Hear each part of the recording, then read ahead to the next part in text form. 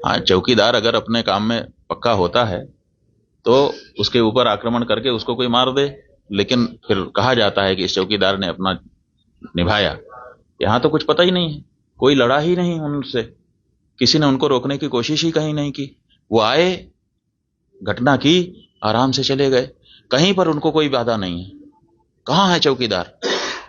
हमारे घर में कोई घटना होती है तो हम सबसे पहले किसको पकड़ेंगे? सबसे पहले तो चौकीदार को पकड़ेंगे ना, कि तुम कहाँ थे, क्यों ये घटना हो गई तुम्हारे रहते हुए, किस लिए तुमको रखा था। लेकिन यहां नहीं ऐसा हो रहा है।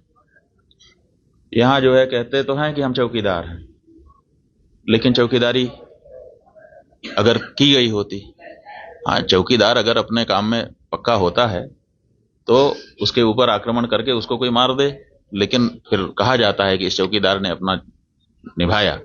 यहाँ तो कुछ पता ही नहीं है, कोई लड़ा ही नहीं उनसे, किसी ने उनको रोकने की कोशिश ही कहीं नहीं की। वो आए, घटना की, आराम से चले गए, कहीं पर उनको कोई बाधा नहीं है। कहाँ है चौकीदार? और चौकीदार के बारे में चर्चा ही नहीं हो रही है। अब कह रहे हैं हम उनको सबक सिखा देंगे, हम ये कर देंगे, हम वो कर देंगे। पाकिस्तान की धरती से आए थे। अरे भाई, पाकिस्तान की धरती से आए थे, इतनी जल्दी कैसे पता चल गया आपको? और अगर इतनी जल्दी आपको पता चल जाता है तो घटना के पहले क्यों नहीं पता चल गया? और दूसरी बात यह है कि अगर पाकिस्तान से आए तो पाकिस्तान के खिलाफ अच्छी तगड़ी कार्रवाई करिए।